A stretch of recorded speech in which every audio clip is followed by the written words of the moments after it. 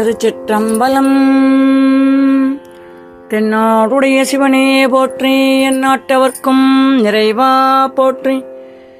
ஏகம்பத்துரையந்தாய் போற்றி, பாகம் பெண்ணுருவானாய் போற்றி. அண்ணாமலையும் அண்ணா போற்றி, கண்ணாரமுதக் கடலே போற்றி. ஆடகமதுரை அரசே போற்றி, கூடலிலங்கு குருமணி போற்றி. காவாய் கனகத்திரளே போற்றி, கைலை மலையானே போற்றி போற்றி. திருச்சிற்றம்பலம்.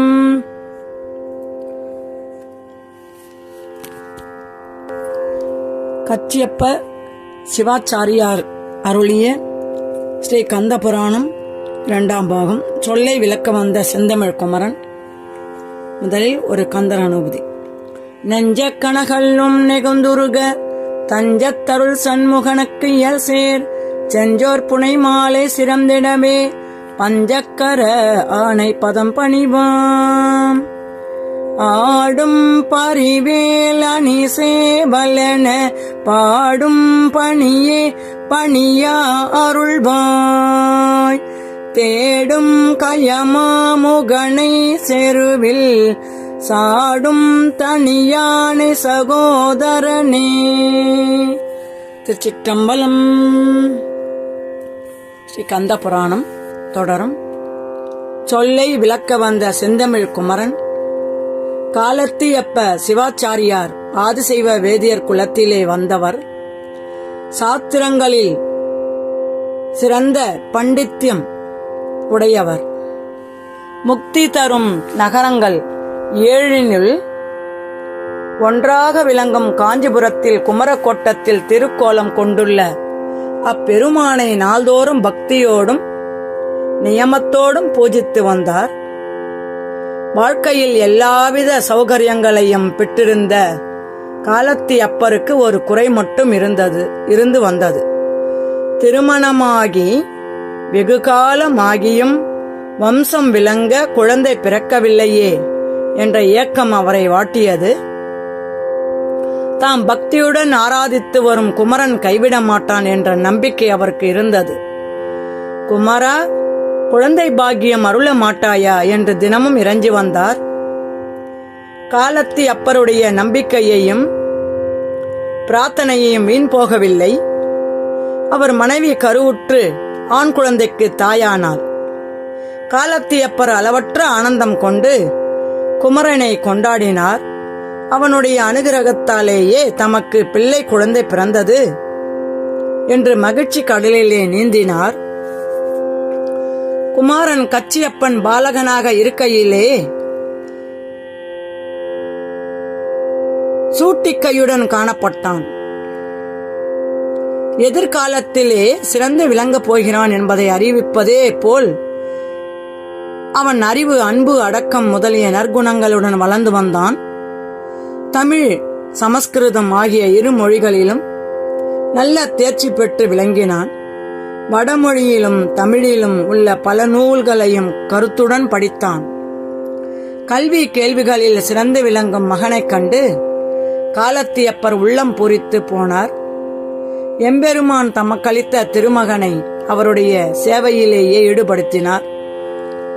கச்சியப்பர் தம்முடைய மற்ற பணிகளோடு நாள்தோறும் குமரக்கோட்டத்துக்கு குமரனை பூஜிக்கும் பணியை ஏற்றுக்கொண்டார். சமய தீட்சை பெற்ற கச்சியப்பர் தேவார திருவாசகங்களை ஓதினார். விசேஷ தீட்சை பெற்று சைவ ஆகமங்களில் கிரியா காண்டங்களை கட்டறிந்து கொண்டார். அதன் பிறகு நிர்வாண தீட்சையும் ஆசாரிய அபிஷேகமும் பெற்று சிவாகமத்தின் ஞான காண்டங்களை கற்று அவற்றின் பொருளையும் தேவார திருவாசகத்தின் பொருளையும் உணர்ந்தார்.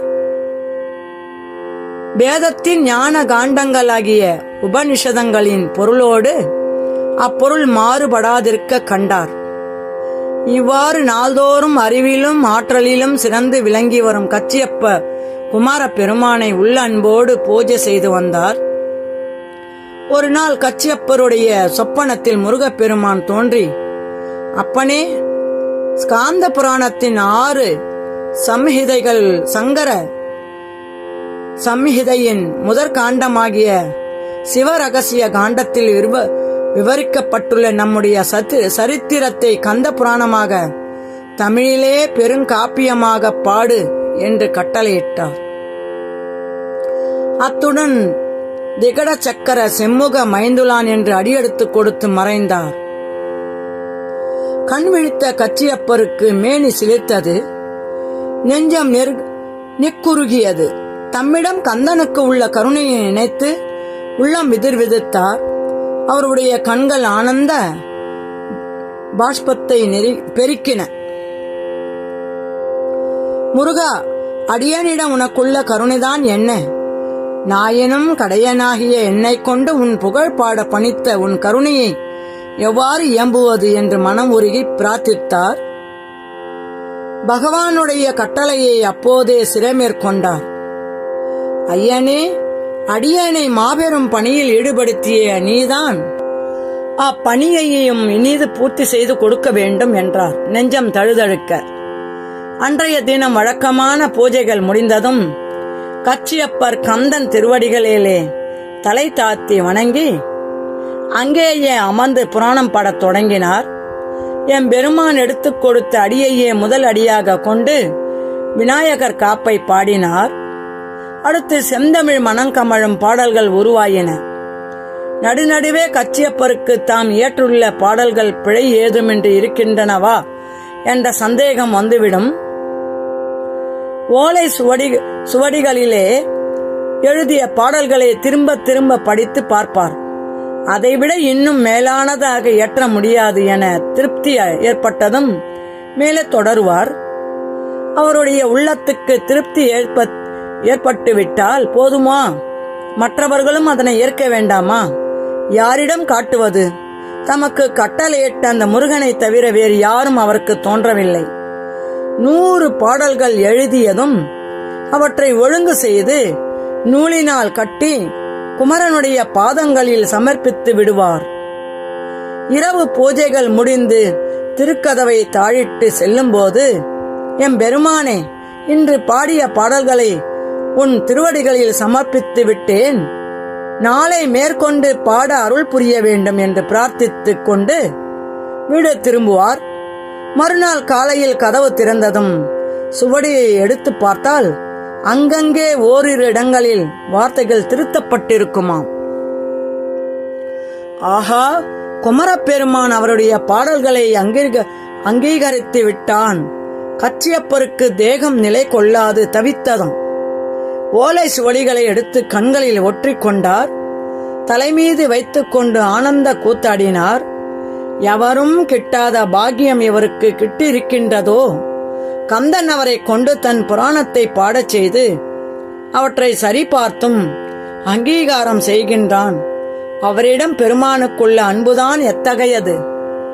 நாட்கள் செல்ல செல்ல புராணம் உருவாகி வந்தது. நாள்தோறும் கச்சியப்பர் வைத்து செல்லும் சுவடிகளை கந்த பெருமான் சரிபார்த்து வந்தார். இவ்வாறாக 10,345 செயல்களுடன் புராணம் முடிந்தது. கச்சியப்பர் பெருமகிழ்ச்சி அடைந்தார். தாம் பாடி இறைவன் அங்கீகரித்த நூலை அறிஞர்களும் ஏற்க வேண்டும் என விரும்பினார் அவர். ஆகவே அறிஞர்களும் பண்டிதர்களும் நிறைந்த மாபெரும் சமையிலே அதை அரங்கேற்ற எண்ணம் கொண்டார். சுபதினமும் சுப முகூர்த்தமும் நிச்சயிக்கப்பட்டு குமரக்கோட்டத்தில் அந்த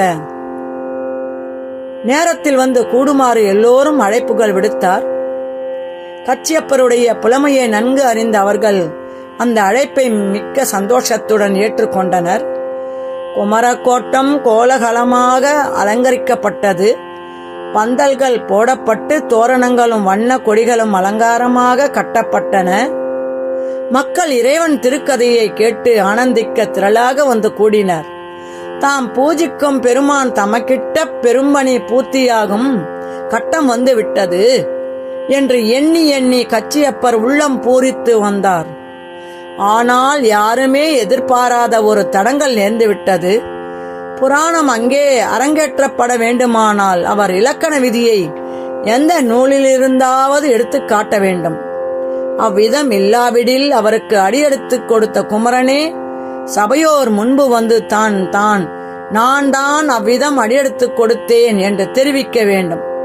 என்ன செய்வார் கச்சியப்பர்? மாபெரும் சபையின் முன்பு நிலைமையை சமாளிக்க ஒரு விதமாக 2இல் 1 நாளை நிகழும் என கூறிவிட்டார். அந்த சபையிலே அந்த அதிசயம் நிகழக்கூடியதா என்ன? கச்சியப்பருக்கு நிலை கொள்ளவில்லை, தடுமாறினார். எதிலும் மனம் செல்லாது தவிர்த்தார். உணவருந்த கூட மனம் விரும்பவில்லை. அன்று முழுவதிலும் அவர் ஏதும் உட்கொள்ளவில்லை. இரவு பூசைகள் முடிந்ததும் வீட்டுக்கு செல்ல கூட அவருக்கு மனமில்லை. கதவை உட்புறம் தாளிட்டு கொண்டு கந்தன் திருவடிகளிலேயே படுத்துவிட்டார். முருகா, நாளை சபையோர் முன்னிலையில் நான் என்ன பதில் சொல்வது? உன்னுடைய திருப்தியை பெற்ற இந்த நூல் சபையோரால் அங்கீகரிக்கப்படாது ஒதுக்கப்பட்டு விடுவதை நீ அனுமதிப்பாயா? 2இல் 1 நாளை நிகழும் என்று சமாதானம் சொல்லியிருக்கிறேன். என்ன செய்ய போகிறாய்? நாளை பொழுது எனக்கு விடியாது போய்விடட்டுமே. உன் பாதார வெந்தங்களில் கிடத்தியுள்ள என் உயிரை நீ எடுத்துக்கொண்டு விடு என்றெல்லாம் பிதற்றிக் கொண்டிருந்தார் கச்சியப்பர். அங்கீகரிக்கப்படாதது பெரிய கவலை. எவ்வளவு நேரம் அவ்வாறு பிதற்றிக் கொண்டிருந்தோம் என்பது அவருக்கே தெரியவில்லை. நித்திரை அவர் கண்களை மூடச் செய்தது. ஆழ்ந்த உறக்கத்தில் அவர் இருக்கும்போது அவருடைய கனவிலே முருகன் தோன்றினார். சில நாட்களுக்கு முன்பு தன்னுடைய சரிதத்தை காப்பியமாகப்படுமாறு பணித்த அதே தோற்றம்.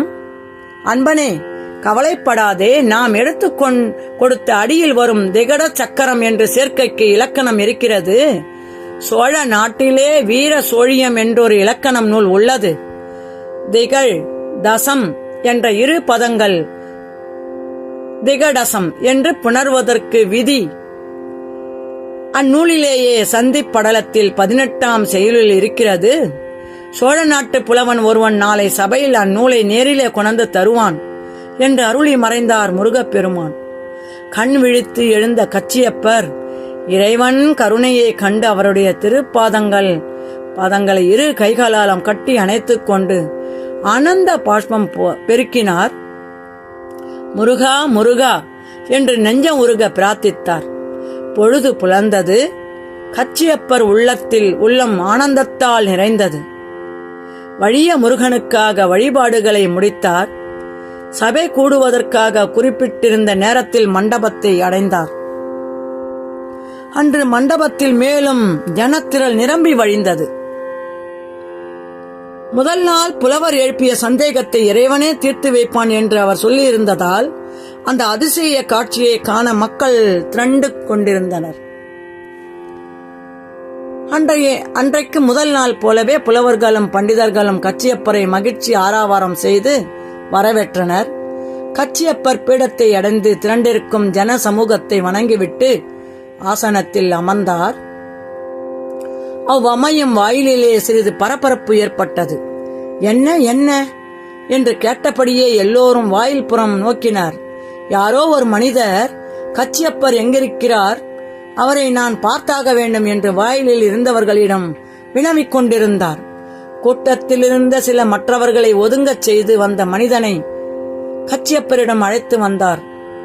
பூஜ்யரே, அடியேன் சோழ நாட்டு புலவர்களில் ஒருவன், தங்களை சந்திக்க வேண்டும் என ஓடோடி வந்தேன்.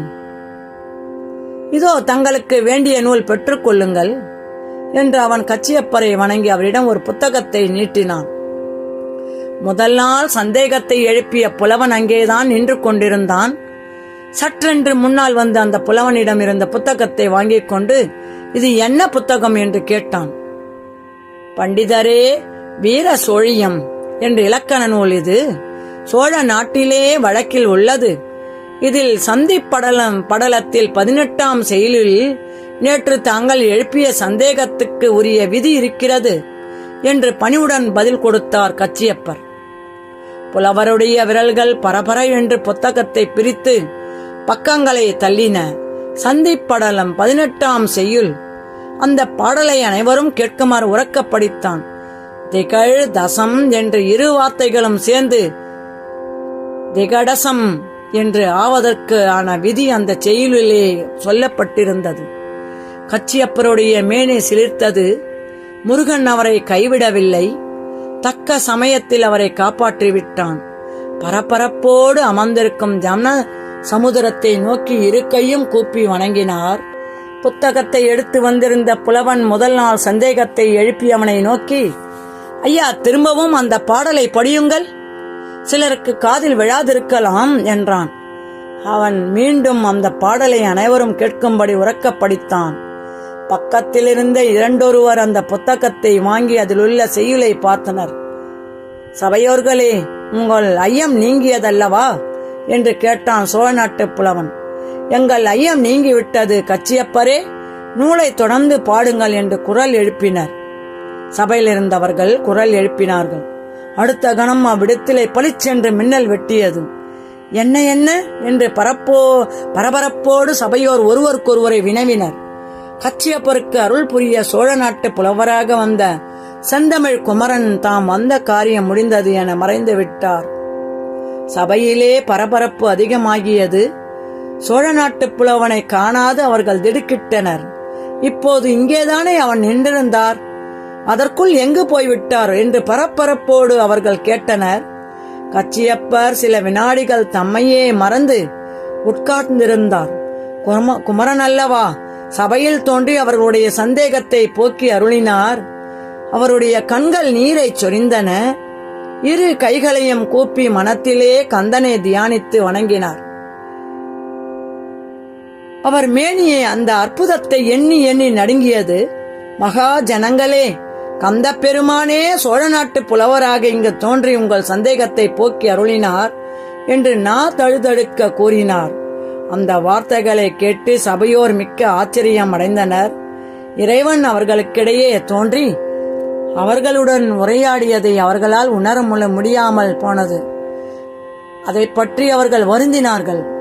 கச்சியப்பருடைய தவ வலிமையையும் அவரிடம் கந்தனுக்குள்ள அன்பையையும் அவர்கள் பலவாறாக கொண்டாடினார். ஒருவர் பின் ஒருவராக வந்து அவருடைய பாதங்களில் விழுந்து அவருடைய வார்த்தைகளுக்கு மறுப்பு கூறியதற்காக தங்களை மன்னிக்குமாறு வேண்டினர். முதல் நாள் சபையிலே எழுந்து நின்ற சந்தேகத்தை எடுத்து கூறி நூலை மேலே தொடர்ந்து அரங்கேற்ற அனுமதிக்க முடியாது என உரைத்த புலவர் என் சான் உடம்பும் ஒரு சானாக குறுக கச்சியப்பருடைய கால்களை பற்றி கொண்டு கதறினான். ஐயனே, தங்கள் அறிவாற்றலை உணராது அடியேன் ஏதேதோ பேசி ஓர் புனித காரியத்துக்கு தடையை உண்டாக்கிவிட்டேன். ஆண்டவனிடம் தங்களுக்கு உள்ள ஈடுபாடு இன்று அத்தடையை போக்கிவிட்டது. அடியேன் செய்த மாபெரும் குற்றத்தை மன்னிக்க வேண்டும். அப்போதுதான் பெரியவரான தங்களுக்கு அபச்சாரம் செய்து விட்டதை எண்ணி எண்ணி தவிக்கும் என் நஞ்சம் அமைதியுறும் என்று கண்ணீர் விட்டு கதறினான். கச்சியப்பார் அந்த புலவருடைய தோள்களை தொட்டு எழுந்திருக்கச் செய்தார். அப்படியே அவரை கட்டித் தழுவிக் கொண்டார். சுவாமி, தாங்கள் எவ்வளவும் வருந்த வேண்டாம், எல்லளவும் வருந்த வேண்டாம். தாங்கள் மறுத்து உரைத்த அல்லவோ என் அப்பனுடைய அருள் வெளிப்பட்டது. நீங்கள் மறுத்ததினால் என் அப்பன் வெளிப்பட்டான் என்று அவரை கொண்டாடினார் கச்சியப்பர். இறைவனே நேரில் தோன்றி ஆதாரம் காட்டிய பிறகு தடை என்ன? சபையிலிருந்த புலவர்களும் பண்டிதர்களும் நூலை தொடர்ந்து பாடுமாறு கச்சியப்பரை வேண்டிக் கொண்டனர். கச்சியப்பரும் சுவடிகளை எடுத்து பிரித்து மேலே தொடரலானார். நாள்தோறும் புராண அரங்கேற்றம் தொடர்ந்தது. பாடல்களை ஒவ்வொன்றாக பாடி அவற்றுக்கு விளக்கம் கூறி வந்தார் கச்சியப்பர். நாமும் இந்த புராணங்களை கேட்டு அந்த ஆறுமுகச் சிவன் நமக்கு அருள் புரிவார் என்று சொல்லிக்கொண்டு இந்த இறைவன் அருளால் அனைவரும் கேட்போம். திருச்சிற்றம்பலம். காவாய் கனகத்திரளே போற்றி, கைலை மலையானே போற்றி போற்றி. ஸ்ரீ கந்த புராணம், கச்சியப்ப சிவாச்சாரியார் அருளிய கந்த புராணம் தொடரும்.